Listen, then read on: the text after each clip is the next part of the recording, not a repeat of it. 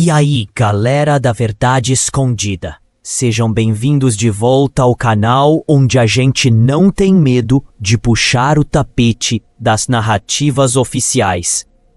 Pensa comigo, você acorda no meio da manhã, o sol já está alto, mas a fazenda está estranhamente silenciosa. Não é o silêncio da paz, é o silêncio da morte. Você sai e percebe que os bichos não estão mortos do jeito normal, sabe? Eles estão paralisados, congelados no tempo, olhos abertos e vazios, como estátuas de terror.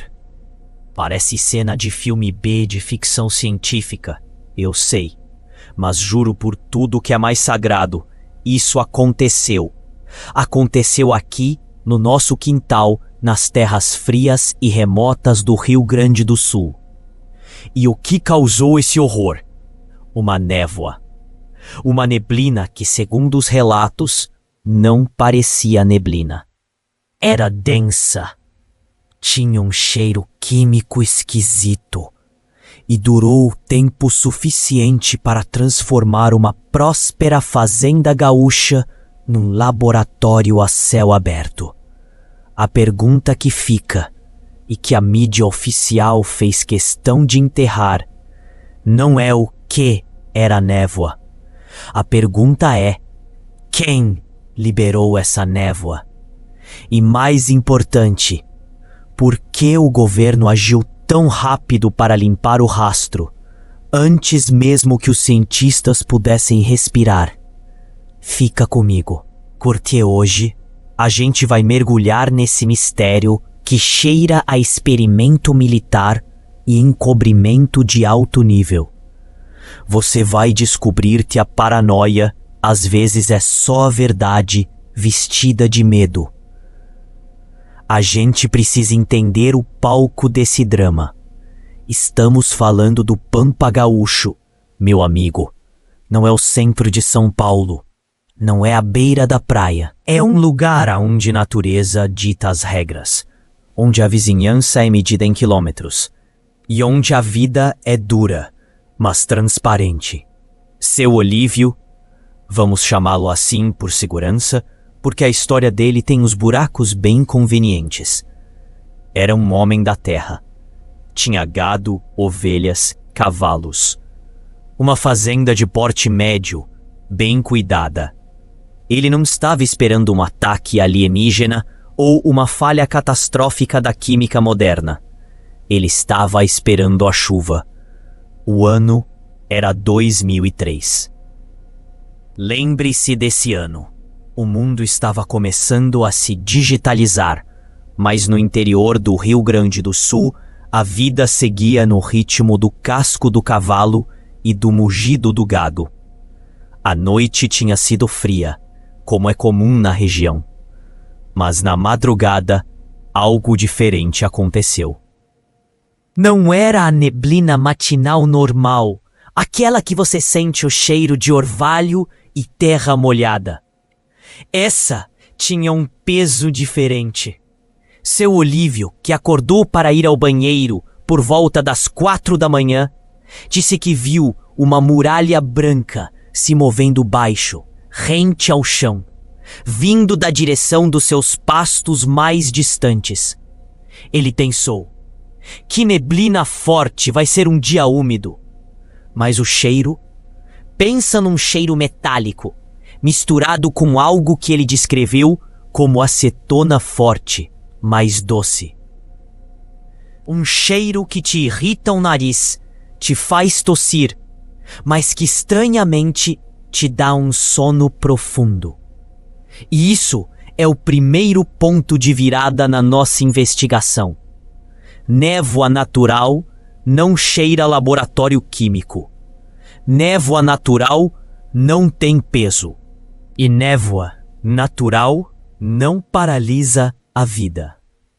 Quando o sol rasgou a cortina de nuvens, por volta das 7h30, seu Olívio e seu filho, Jairo, saíram para o trabalho de rotina. E foi aí que o filme de terror começou a ser exibido. O gado estava caído, e não era um ou dois. Eram dezenas de cabeças.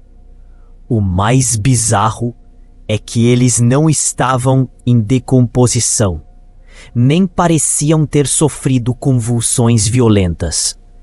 Eles estavam quietos. A maioria estava deitada de lado, como se tivessem sido derrubados por um golpe de misericórdia silencioso. Mas alguns estavam em posições impossíveis, com as pernas dobradas, o pescoço esticado, como se tivessem congelado no meio de um movimento. O Jairo foi o primeiro a se aproximar de um dos bezerros. Ele tocou o animal, e o corpo estava frio, mas estranhamente flexível.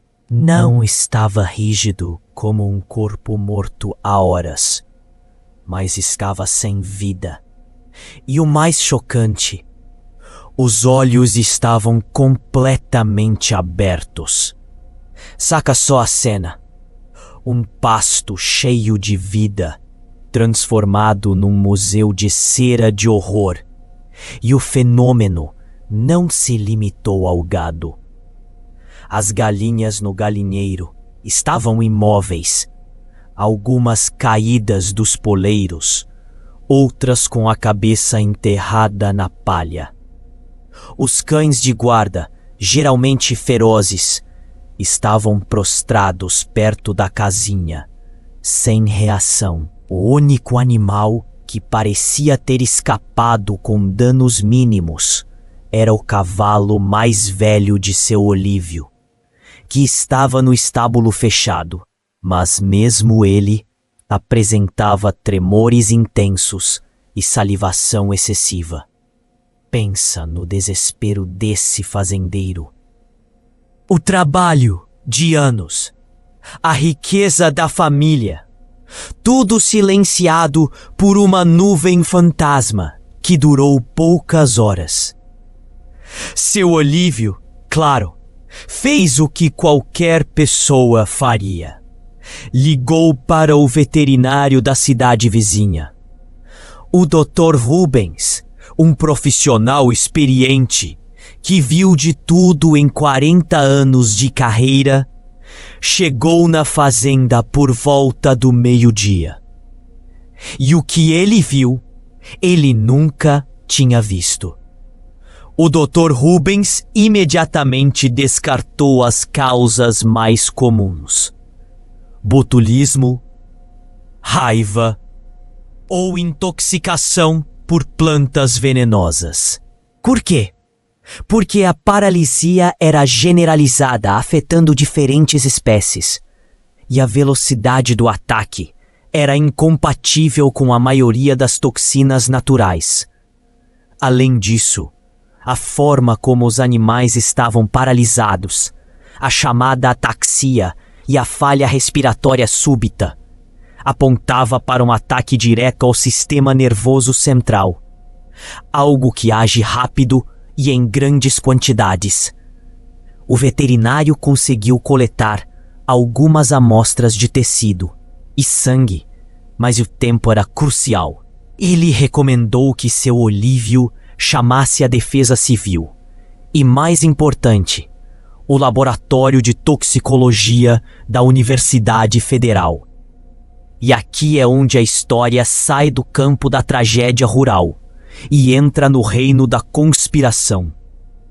Em menos de 24 horas, a fazenda de seu Olívio virou um circo, mas não um circo de imprensa. Era um circo de gente de terno, carro preto e zero vontade de conversar. Chegaram equipes da Defesa Civil, sim, mas junto com eles vieram técnicos que pareciam mais militares disfarçados do que cientistas. Eles estavam equipados com roupas de proteção, que pareciam exageradas para uma simples intoxicação por fungo. A narrativa oficial começou a ser construída imediatamente. E ela era tão frágil quanto um castelo de cartas. Primeiro, tentaram culpar a ração.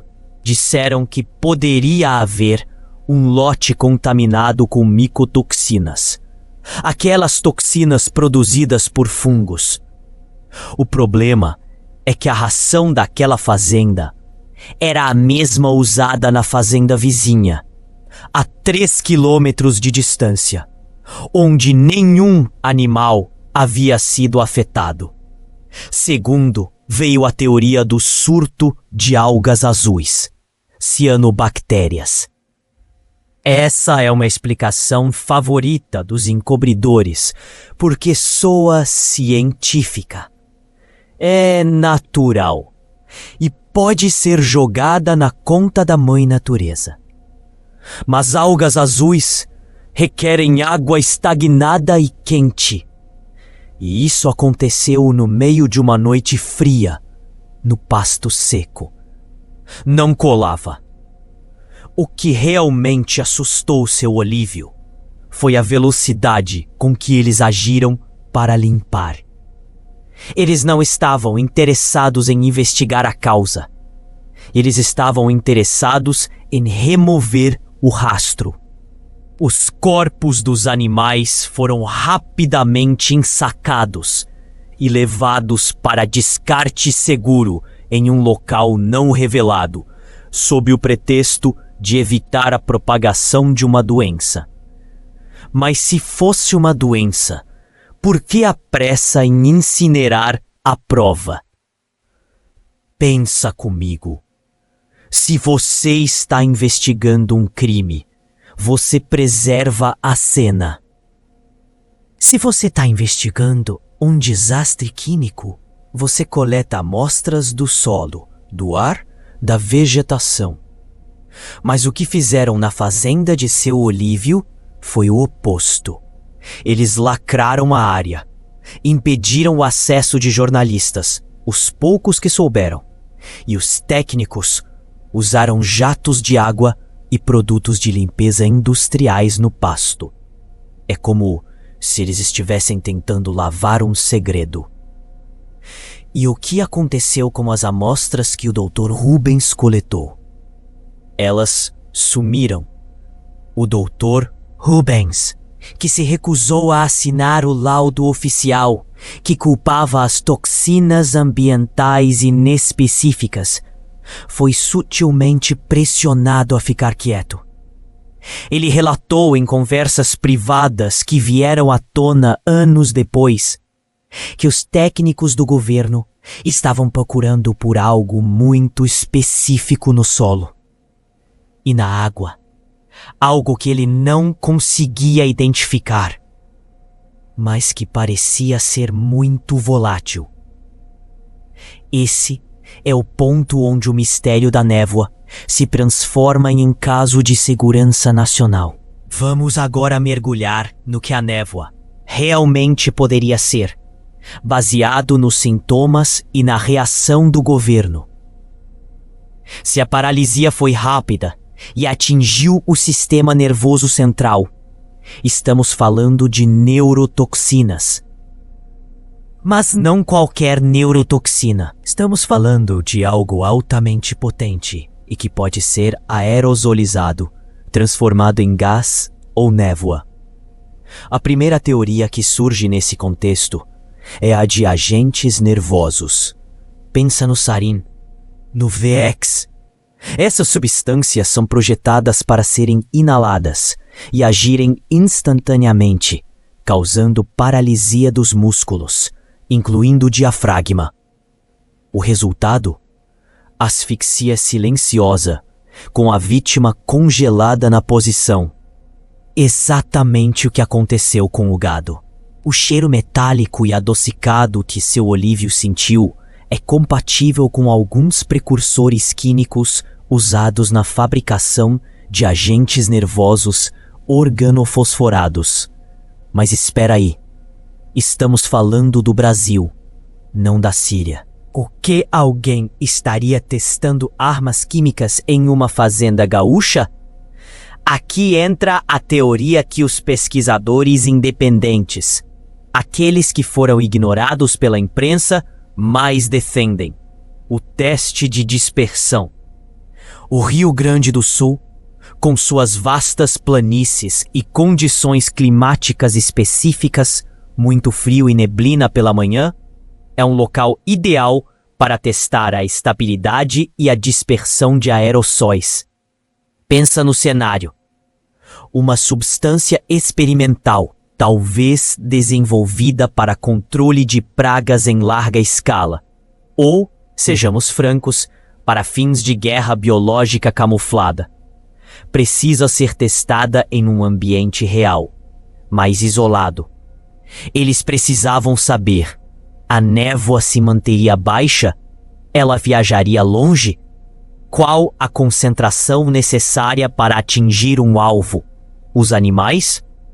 Seu Olívio e sua fazenda, infelizmente, tornaram-se o laboratório não consentido. A névoa, liberada por algum tipo de dispositivo móvel, talvez um caminhão ou até mesmo um drone naquela época, mas mais provavelmente um gerador estacionário, se moveu com o vento, mas de forma controlada. O que indica que foi um teste é o corte da área afetada. A fazenda vizinha, a apenas 3 quilômetros, estava intacta. Isso sugere que o agente se dissipou rapidamente, ou que a liberação foi interrompida assim que atingiu o limite planejado. Mas algo deu errado.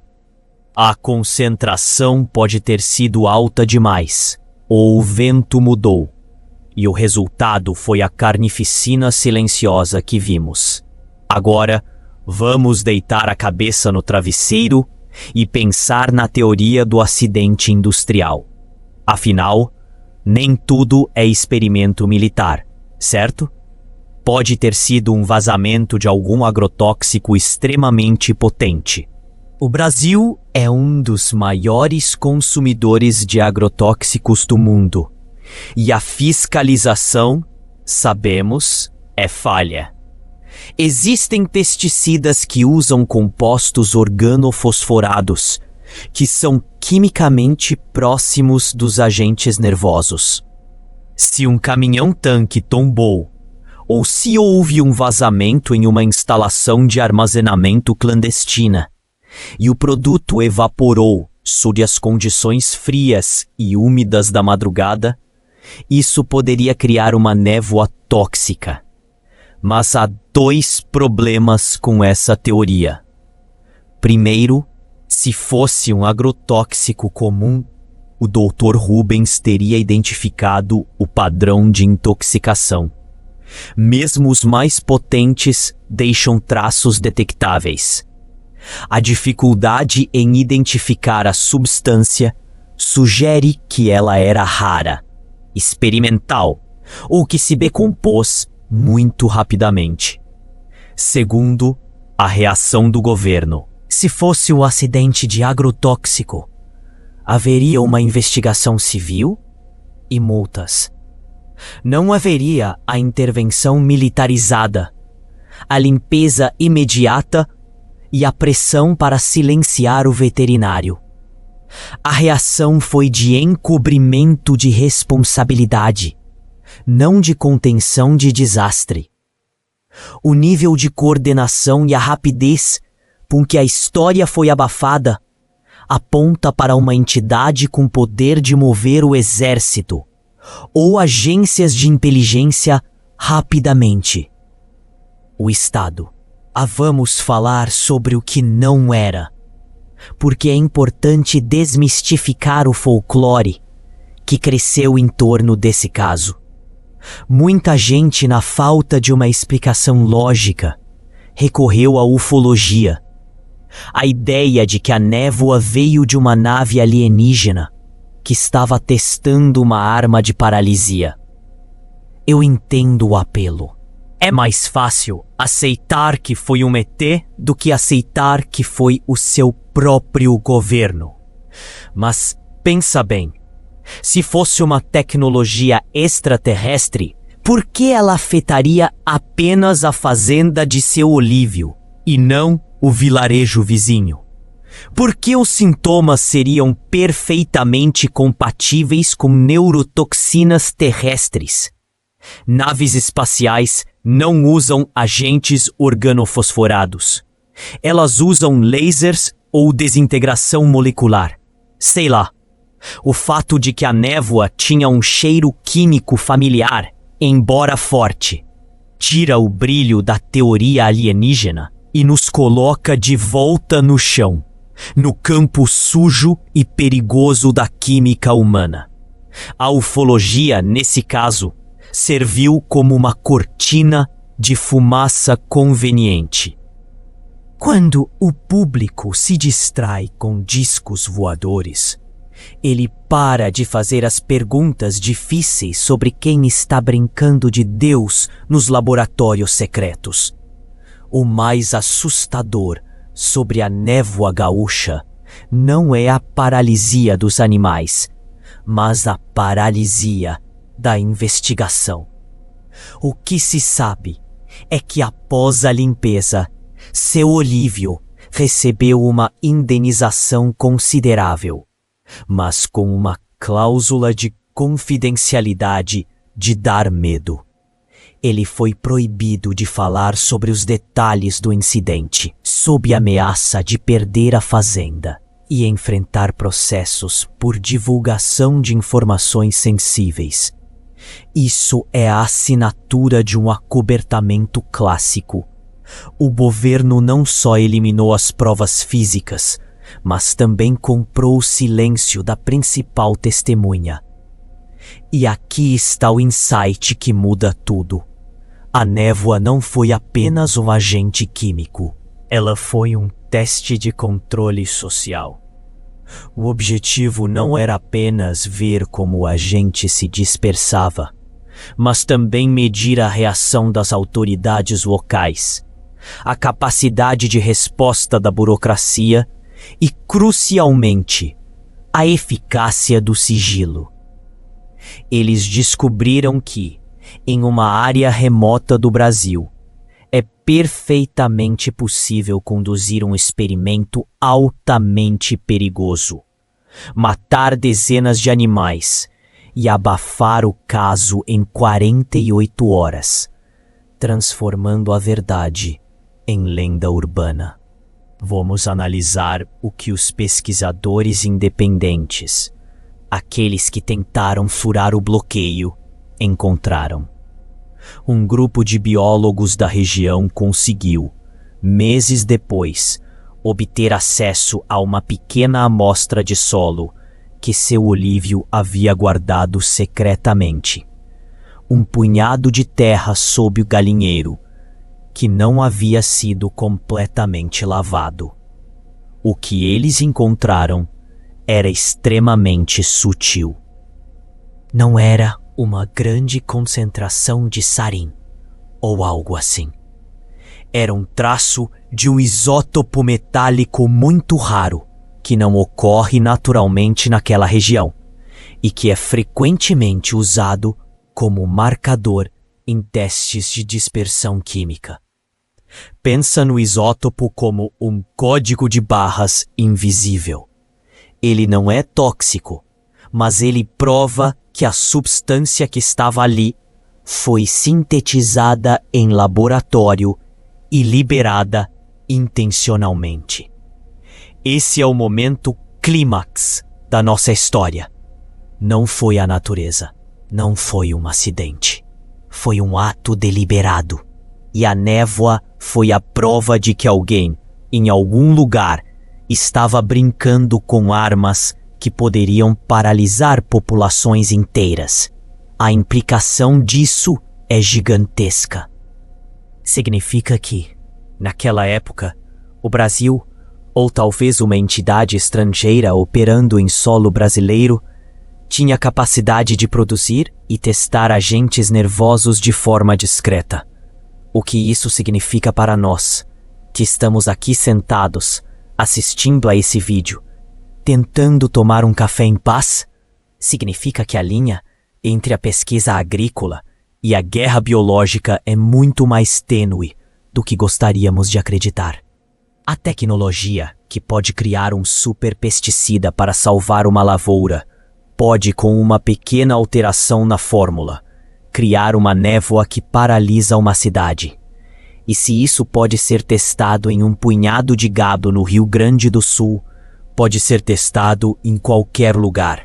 A verdade é que a névoa misteriosa não paralisou apenas os animais. Ela paralisou a nossa capacidade de confiar nas instituições que deveriam nos proteger. Ela nos mostrou que quando a verdade é inconveniente, ela é simplesmente incinerada e substituída por uma história mais palatável sobre fungos e algas. O caso da Fazenda Gaúcha é um lembrete vívido de que nem todo crime tem um corpo humano e um assassino de capuz. Às vezes, o crime é silencioso, químico, e é cometido por pessoas de terno que têm a chave para o cofre da informação.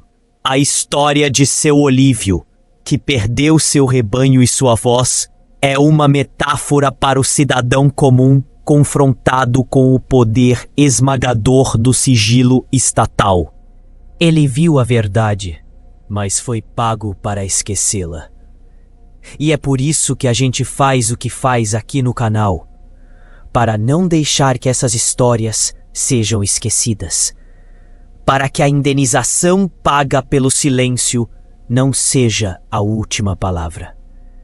Então, chegamos ao fim dessa jornada nebulosa. A névoa se dissipou fisicamente, mas a sombra do que ela representou paira sobre a segurança química do nosso país. A grande lição que tiramos é: desconfie da resposta fácil. Desconfie da limpeza rápida. Desconfie do silêncio repentino da imprensa, onde a pressa em enterrar geralmente há algo muito maior a ser escondido. E agora eu quero saber a sua opinião. Considerando o encobrimento imediato e a natureza dos sintomas, você acha que essa névoa foi um teste de agente químico militar? Ou você acredita que foi um acidente industrial envolvendo agrotóxicos experimentais? Coloca a sua teoria aqui nos comentários. Eu vou ler cada uma delas e a gente vai debater essa loucura. Se você chegou até aqui, é porque você também não se contenta com a história oficial. Então, faz um favor para a verdade. Deixa o seu like, se inscreve no canal se ainda não for inscrito e compartilhe esse vídeo com aquele seu amigo que adora uma boa teoria de conspiração. Mas uma conspiração que, infelizmente, tem cheiro de real. E se você gostou dessa pegada de mistérios brasileiros abafados, me disse a gente deve investigar o caso da chuva verde no Nordeste, onde a água do céu parecia ter sido tingida por algum tipo de produto químico desconhecido. A gente se vê no próximo vídeo. E lembre-se, a verdade está lá fora, mas ela também está aqui dentro, esperando que a gente a desenterre. Fui.